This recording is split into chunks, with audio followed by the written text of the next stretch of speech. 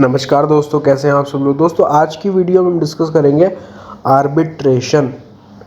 ठीक है, तो देखते हैं ज़रा क्या है आर्बिट्रेशन। एक सेकंड बस वो लेज़र लाइट निकाल लूँ। हाँ, तो आर्बिट्रेशन कुछ नहीं है, एक थर्ड पार्टी रिव्यू करती है। थर्ड पार्टी जो कि ये जो डिस्प्यूट है उससे रिलेटेड नहीं होती। एक थर्ड पार्टी अलग ही थर्ड पार्टी होती है जो कि उन दोनों पार्टियों का जो डिस्प्यूट है उसको रिव्यू करती है और फिर डिसीजन देती है, बस और कुछ नहीं है arbitration. Arbitration is a settlement technique in which a third party reviews the case and impose a decision that is legally binding for both side। एक लीगली बाइंडिंग डिसीजन दे देती है बस। मेन कैरेक्टरिस्टिक्स क्या है आर्बिट्रेशन के? Arbitration is consensual, दोनों party agree करती हैं कि हाँ आर्बिट्रेशन होगा।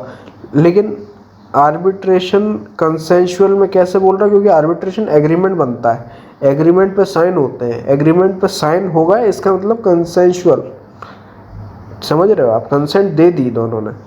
The parties choose the arbitrators. Arbitration is neutral, arbitration is confidential. The decision of the arbitral tribunal is final and easy to enforce. अब आर्बिट्रेशन एग्रीमेंट, आर्बिट्रेशन एग्रीमेंट क्या होता है? आर्बिट्रेशन एग्रीमेंट एक एग्रीमेंट होता है जो कि पार्टियां बोलती हैं कि ये डिस्प्यूट हम आर्बिट्रेशन से सॉल्व करेंगे। आर्बिट्रेशन से मतलब कि अगर इसमें कुछ डिस्प्यूट होता भी है तो हम आपस में सेटलमेंट करेंगे।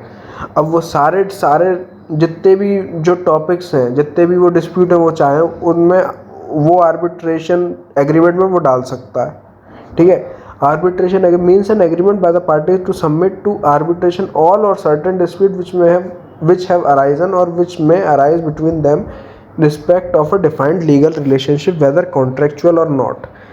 अब ये जो आर्बिट्रेशन एग्रीमेंट है, ये जो पूरा कॉन्ट्रैक्ट होता है ना, जो भी वो काम करते हैं आपस में, दोनों जो पार्टियों का जो रिलेशन है, उस जो एक कॉन्ट्रैक्ट बनता है। अब वो कॉन्ट्रैक्ट में एक आर्बिट्रेशन क्लॉज भी हो सकता है वो, और एक अलग से आर्बिट्रेशन एग्रीमेंट भी आप बना सकते हो, separate agreement. An arbitration agreement shall be in writing.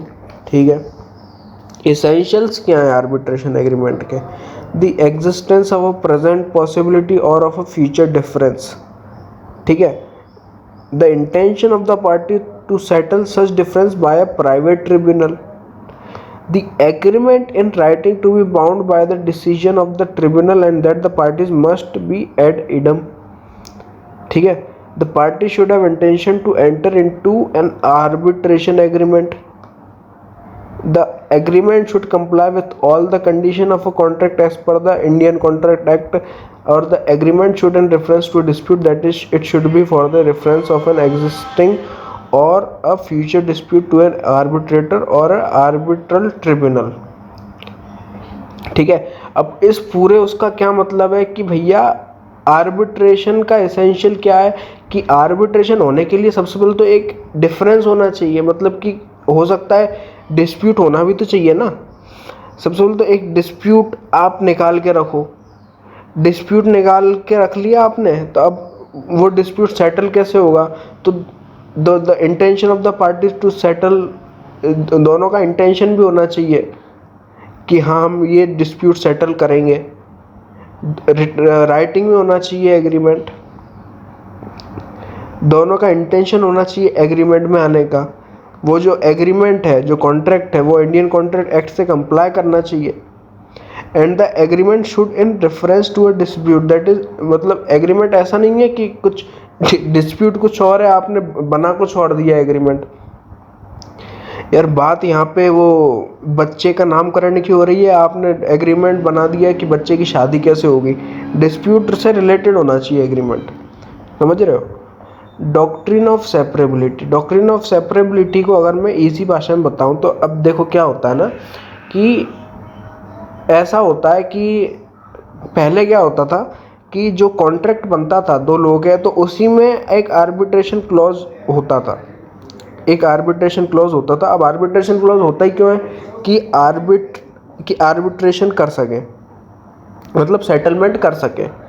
ठीक है, अब हो क्या जाता था कि मान के चलो वो जो कॉन्ट्रैक्ट है वो जो कॉन्ट्रैक्ट है वो इलीगल हो गया, वॉइड हो गया, तो ये जो भी हो गया, अब वो जो पूरी चीज़ है वो एक कोर्ट के पास जाती थी, पूरा कॉन्ट्रैक्ट आर्बिट्रेशन एग्रीमेंट के साथ साथ, मतलब कि आर्बिट्रेशन एग्रीमेंट भी अब कोर्ट देखेगा, ठीक है। लेकिन उसके बाद ये जो डॉक्ट्रिन ऑफ सेपरेबिलिटी जो आई है, डॉक्ट्रिन ऑफ सेपरेबिलिटी क्या बोलती है कि जो आर्बिट्रेशन क्लॉज होता है और जो कॉन्ट्रैक्ट होता है, दोनों अलग अलग एग्रीमेंट है।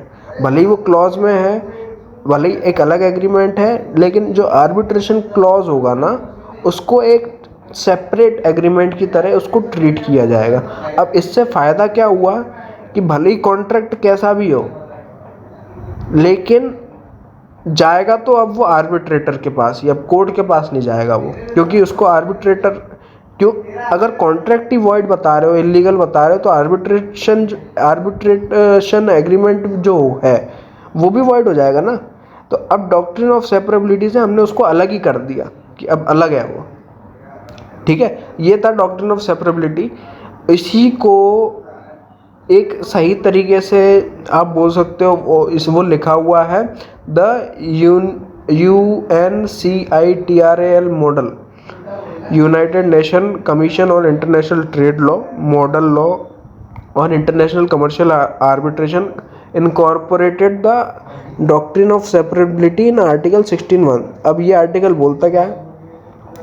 The arbitral tribunal has the power to rule on its own jurisdiction and to resolve the issues, including any objection related to the validity of the agreement or dispute arising out of the arbitration agreement. But when an arbitration clause is included in a contract, it shall be considered separate and shall be treated as an independent agreement.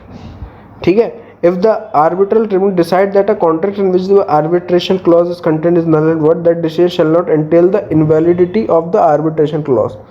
कि जब एक arbitral tribunal जो है वो एक contract को null and void declare कर देता है, इसका मतलब ये नहीं है कि आर्बिट्रेशन क्लॉज भी इनवैलिड हो जाएगा, आर्बिट्रेशन क्लॉज तो रहेगा, ठीक है। ये बहुत अच्छी चीज़ है ठीक है। तो ये था हमारा आर्बिट्रेशन। उम्मीद करता हूँ आपको समझ में आया होगा। हम फिर मिलेंगे नई वीडियो के साथ, तब तक थैंक यू वेरी मच।